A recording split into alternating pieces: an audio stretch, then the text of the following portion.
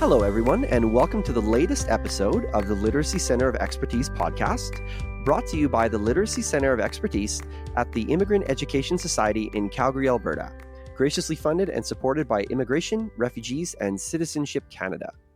On today's podcast, we will be joined by Jean Campbell, who will talk to us about modified functional grammar and how this approach could be used in the classroom with literacy learners. To begin, I'd like to say hello and introduce my co-host, Donna Clark. Hi, Donna. Hi, Jeremy. And Donna, would you be able to introduce our guest today? I'd be happy to. I'm very excited to. Today, we're joined by Jean Campbell, and she has a passion for helping ESL literacy learners and literacy teachers excel. She's the literacy coordinator for the Saskatoon Open Door Society, where she's taught LINC literacy designated classes for 19 years. She's my hero.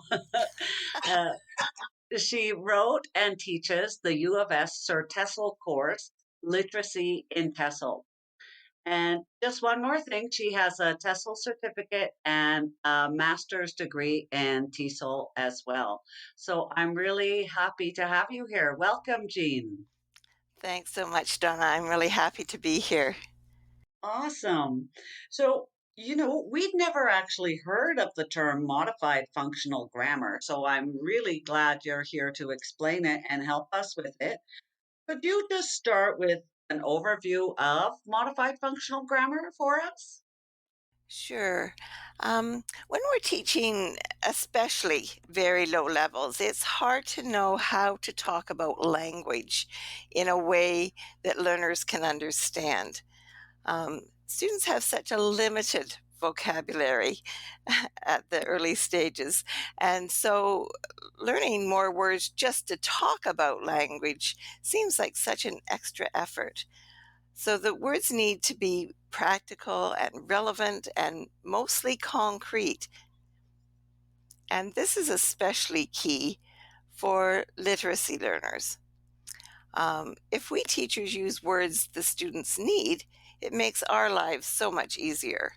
That means that we need to select our metalanguage very carefully. So functional grammar helps us talk about language by how we use it, by what we want to say. We talk about parts of a sentence by the function they fulfill. Even at the low levels, when a student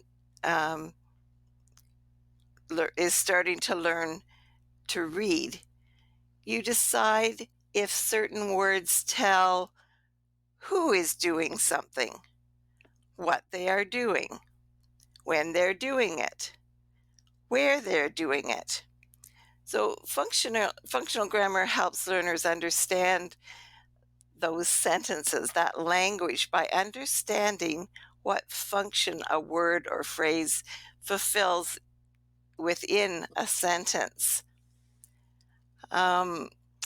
So it's the function that words perform in a sentence that kind of gives functional grammar its name.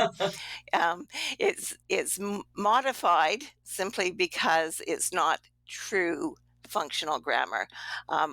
I've modified it for literacy, specifically foundation level 1 up to level 2.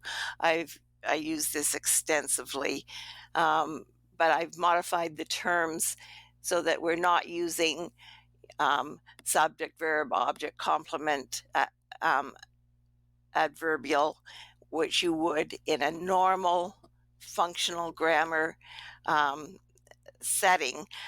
But we've changed those terms to use words that students know. If they know the words, it's so much easier. So once your learners are thinking about writing sentences or reading sentences, you can introduce those parts of a sentence, how to make up a sentence, how to put the words together by the function they fulfill in the sentence. And so we use the names, not subject, verb, object, complement, adverbial. We use words like who, what, do, where, when.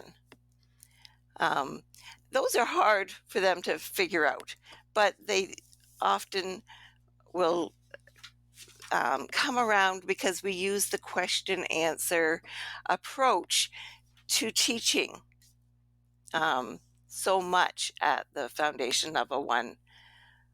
So let me be a little bit more clear, I hope. No problem. Thinking about the structural elements in a basic sentence even at a foundation level. Using the question word terminology means that the traditional title subject is referred to by who or what does something in that sentence. Who for a person or pronoun, what for an object or an idea. Most sentences that we look at foundation use the who, do, what pattern. So the term object that we use in a functional grammar and other, even our prescriptive grammar, is called who or what, just like the subject. The do is your verb. At foundation, I found verb is just too nebulous. They don't have a clue what I'm talking about, even when we drill it over and over and over again. But they do know do, because when they come into class, we talk about what did you do, and they look on the board at all the pictures of things that they've said that they do, and they look at the words and the pictures together, and they pick out, I do this, I do this, I do this, every weekend, for example. So they know the word do. They have they've already thought of it as a verb without the term. So that's why I use the word do for that. At higher levels, maybe into 2L, I do introduce the action verb and the word verb, just so that they can use some of the extra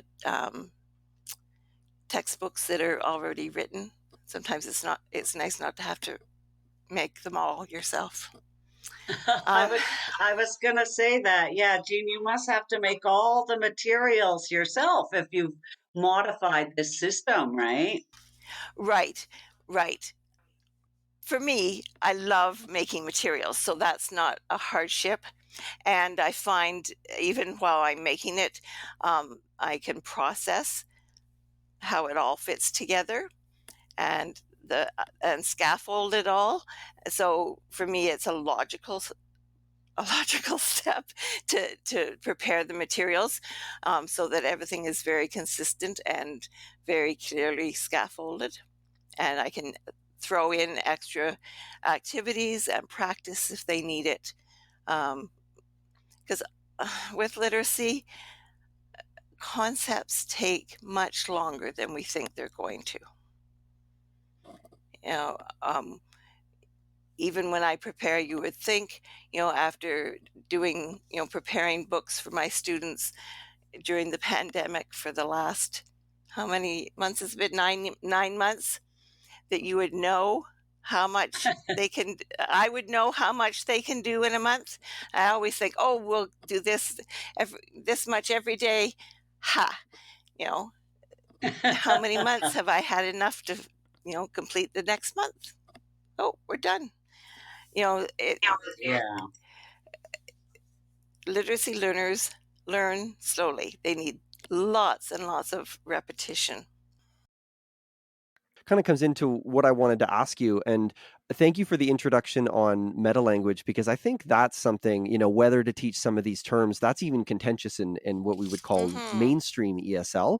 I know a lot of teachers that don't really believe in metalanguage and others that swear by it. So I think it's really interesting that you've taken that approach and modified it as simply as possible, by using Mhm. words like do and who, which are obviously much more concrete to the learners than something like a subject or a verb. Would you be able to describe some of the characteristics of literacy learners that would make, language analysis like you describe difficult or challenging? Yeah, sure. When we think about literacy learners, realize that they have not had opportunity to learn to read and write in their first language. And that's how our CLB for literacy has described them uh, and identified them specifically. And so, because they don't have any formal education, they haven't been in situations where they've needed to analyze language before, even their first language. Um, that's why functional grammar is an easy way to analyze language in a very natural way.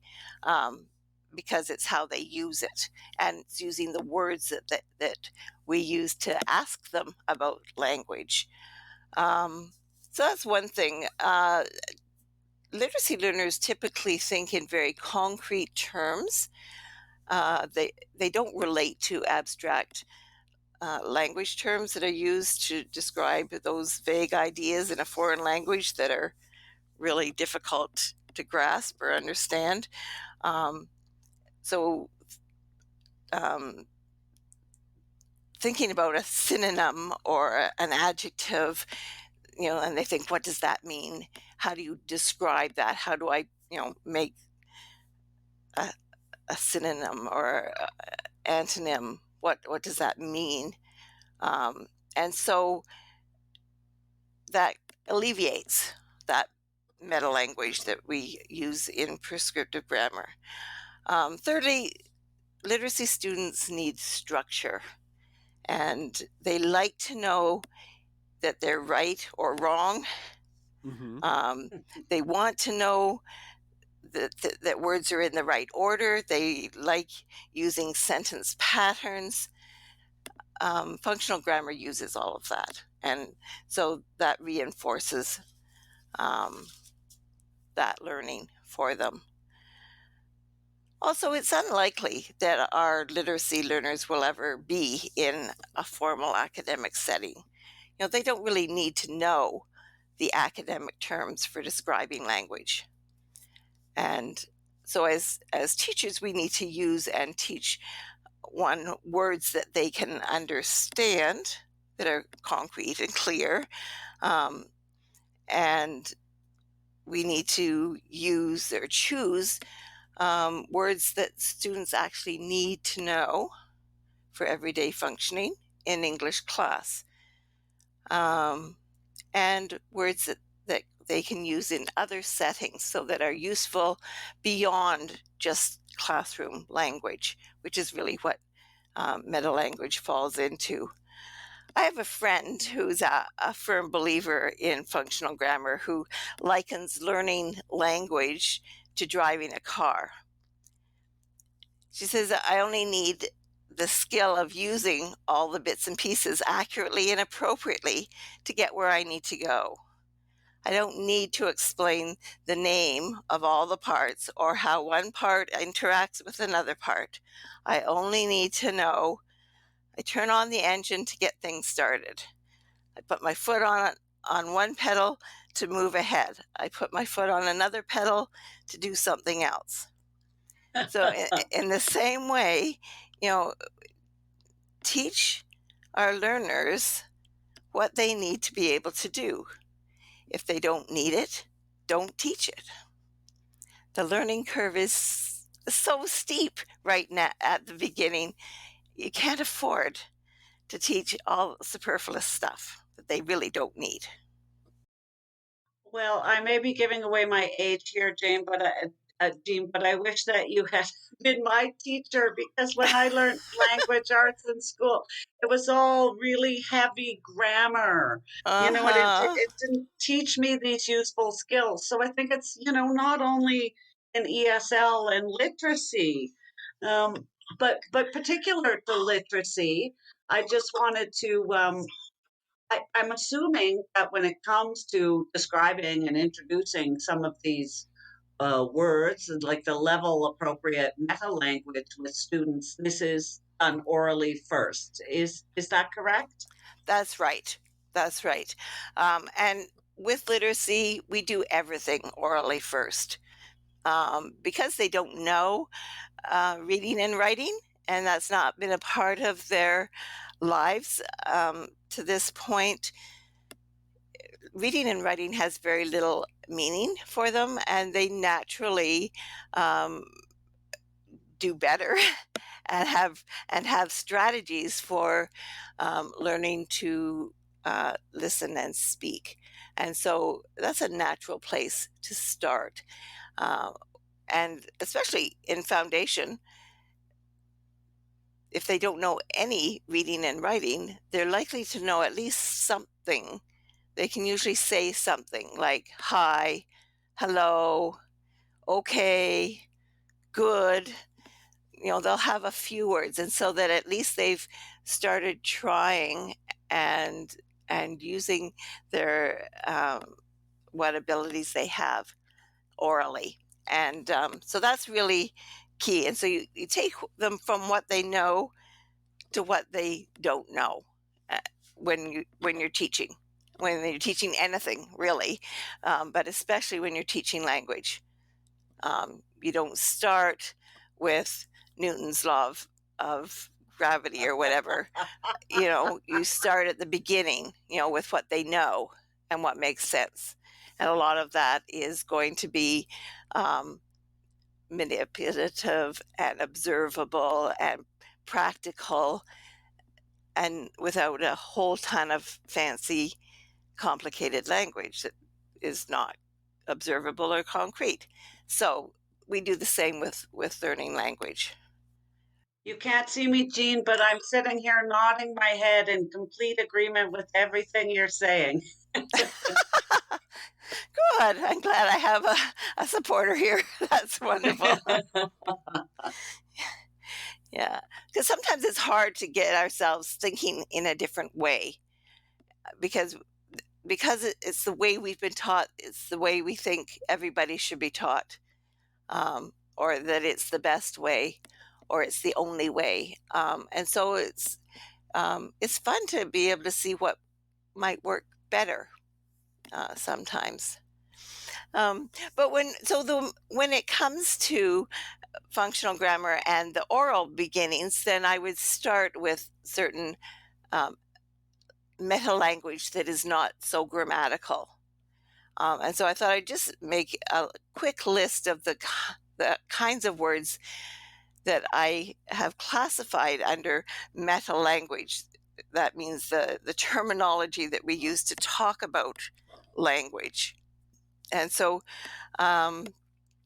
when you think of the formal grammar terms, we use words like noun, passive verb, adjective, adverb clause, compound, complex sentences, articles.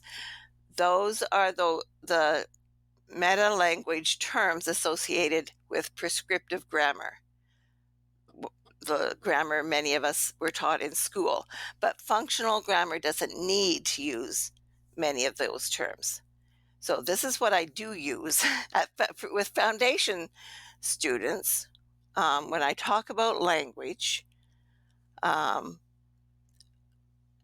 use as needed. Don't introduce it all at once. You'll be drowning, and they will be too.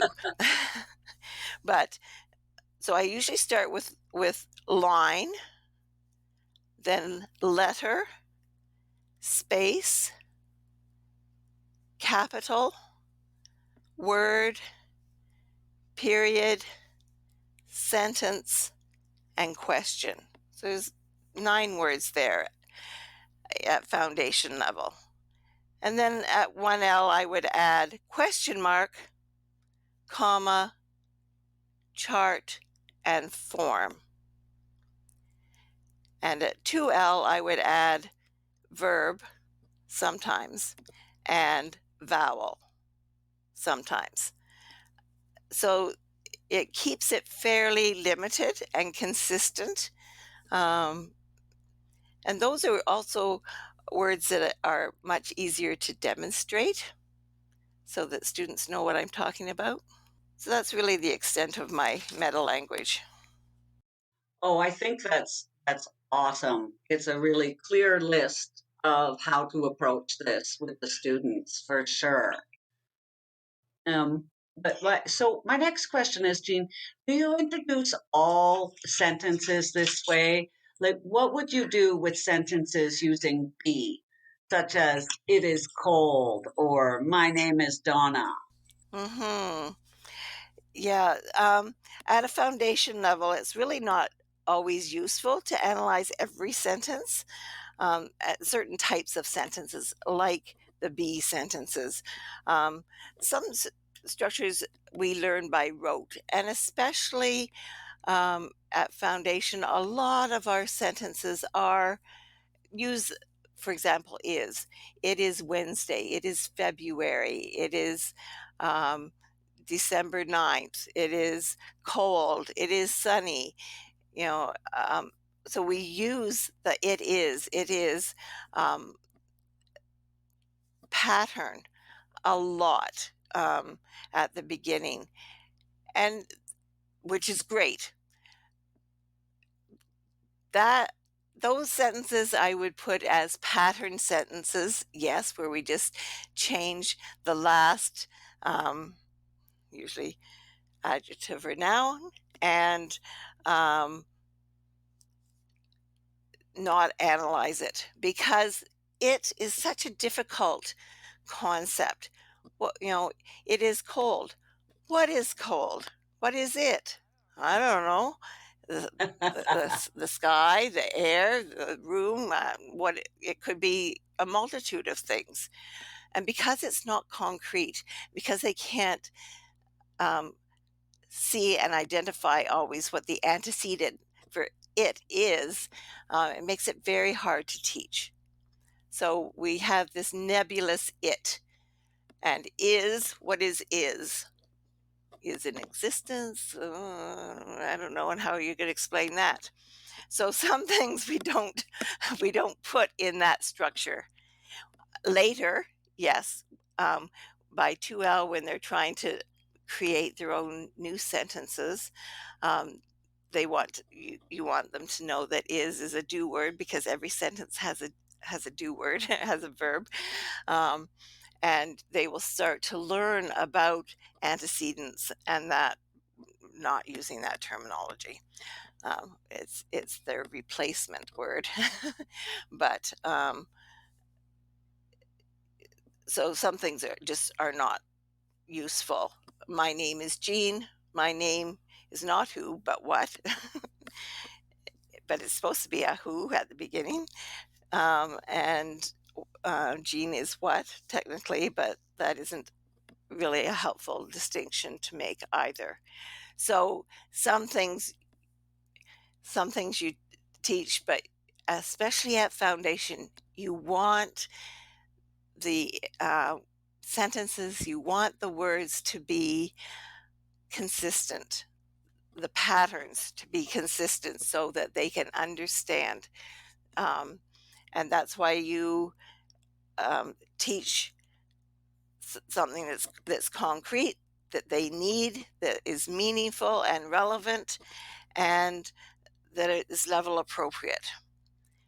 So they don't need to know all the ins and outs of language, but they do need to know the basics so that they can start creating their own language that they can start understanding the language that they're receiving. Gene, I think that's a really important point. I think sometimes when we get into structures that we might use or like an approach, we can become dogmatic in it, right? And think we have to use it all the time. I definitely fell into that when in my first few years of teaching, like thinking I always have to do it this way. But it's kind of nice that with this modified functional grammar, you can use it for most situations so that it helps them with that language construction in a little bit later in their language learning journey, but also not have to use it all the time. I think that that's an important point as well. And I wanted to ask, just related to this, are there any tools or resources you use in your classroom with this approach? Yeah. Um, I think one of my favorite ones is my word wall chart. Um, it fills up my walls, and so I don't always have room for it. But when I don't have room for it, we have each student has envelopes with their little word cards in it that they will sort and use to make sentences. But I'll tell you a little bit about the um, word wall chart in case you have a big enough wall that's empty and needing something to fill it. I would use that, especially at my 1L level in that classroom, um, to identify the words they know, and both the vocabulary words and the chunks. And we would put them on in a chart under the function word, um, or title, for example. So there'd be color coded words that are stuck under the appropriate titles of who and what. Next column, do. Next column, who, what. Next column, as we add them, where. And the next column, when. Because by level 1, they're starting to add adverbials, which would be most commonly when and where, phrases and words that tell when and where. And So, like on Friday or at 5 o'clock, do you mean things like that? Okay. correct. That's right. To school, on the bus, all those kinds of things would fit there, and they would be on word cards together. Okay.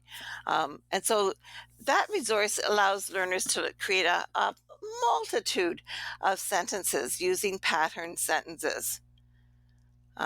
You could also take the word cards off the wall, and they can create sentences on the board or at their desks. If they have them in an envelope, each student has an envelope, they can sort them and put them in the columns themselves, so that they're recognizing, oh, this word tells about a person. This is something that someone would do. This the words on this card tell where, so they would sort them. And by doing that every day, they start to remember. But it does take a long time, and they do get confused easily. And even if you've taken them off to make sentences on the board, then have others sort them back onto the chart in the right place, and that reinforces it again. So it's really quite exciting for learners. The vocabulary and the word chunks incorporate the new vocabulary for each theme, and so that reinforces the new vocab. And every morning, the learners would come in while they're waiting for class to start, and they would, write down 3 or 4 sentences in their writing books using the wall chart as a resource. So they feel quite confident that they're writing good sentences, and they, will self-check that they've included words from each column. And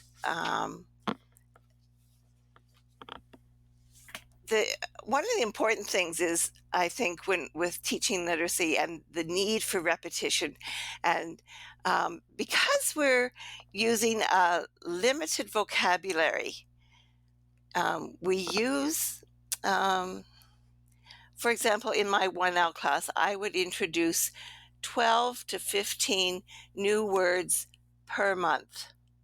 That's it. Everything else is repeated. And it's on a need-to-know basis. What do they need to be able to read? What do they need to be able to write? That's new vocabulary for reading and writing, not necessarily listening, speaking, because those skills are typically more developed, and they can say a lot more than they can read and write. But if you limit the vocabulary to just a few words over and over again, then they can practice those words over and over again without struggling trying to remember tons of words. By using those same words, it means that you can work on function and process of learning. And so because you're doing that, you need to milk every activity for all it's worth. Don't just write a sentence and check it. Think of lots of activities to reinforce that same thing. So once the students have written their 3 or 4 sentences, then you're going to, exchange those sentences among the other students, providing reading for others. And the other students reads the sentences. They might choose one to read aloud. Then the other students are going to ask the second reader the questions: do, who, what, when, where. So they have to understand the new sentence used with the same words, same vocabulary, but understanding how that sentence was put together, even though they didn't put it together. So they can practice answering the questions with the appropriate answer and can learn that print carries meaning. It's also helpful then if you might have them then write their name into the sentence and transpose the sentence. Eventually you can also practice working on question formation. So that the students decide what information do you want to ask about that other sentence. Are you going to ask a when question? Are you going to ask a where question or a who question? And that helps them realize that the initial question word is the one that's going to form the question, and the listener will look for that information to give the answer. And so just keep going and going and going, using the same thing over and over again, but in different ways, and it changes every day so that they practice every day. And so, just using your word wall, you could easily, with 8 to 10 students, you have an hour's worth of very active activity of everybody working hard, and they're so excited, that I found it's a really great idea, activity for them to use over and over again. I really like the sound of that because I know that really encourages like construction at a very early stage, right? And I know that, having that background of knowing where everything fits is going to make it so much easier for them to start creating their own sentences. The fact that all that time that you've invested into, working on the function of those words in the sentence, I think it's great. Other than that and the other things you've mentioned, is there any other benefits of functional grammar or modified functional grammar that you'd like to highlight? I think the part of the benefit is that you can start very, very simply, but can easily add on add on to it, so that especially when you have, for example, a 1L class, there's such a wide range of student ability in a 1L class before they're ready to move to a 2L class, from doing 3-word sentences just barely to, they're writing, 5 and 6-word sentences by the end. And so functional grammar and using your word cards makes it quite easy to expand the sentences, and the students love to do that. So you take what they're known vocabulary and they will help you, and you will help them make word chunks rather than individual words from that. So word chunks can be introduced to each of the sentence elements. Don't do it all at once, though. With who, you could put, instead of Joe, you could put my friend, or you could put, Joe and Mohammed. You can add chunks to do in the form of either verb forms and tenses, the future will, or present continuous am going, or two-word verbs that do, turn on, look at. Eventually, they'll do some compound verbs, cut and cook, wash and dry. You know, um, when they're thinking about what, you can start adding adjectives, the red car, 6 apartments, my house, bus 12, to when you have your chunks on Tuesday at 8 o'clock in the evening, to where you have in Canada, on Main Street, at home, in the kitchen. So you're making not just individual words, but phrases, using more phrases and word chunks, words that naturally would go together. And because they're placed together, they're much easier to use and slot into the sentences in the right place, and students feel confident making their sentences longer and give more information. And that's quite exciting for them. And that then also improves reading ability. It helps learners identify both the word order and the function of words in sentences, and then they start understanding the sentences too. With reading comprehension improves. What information does it tell? What helps learners, read for meaning?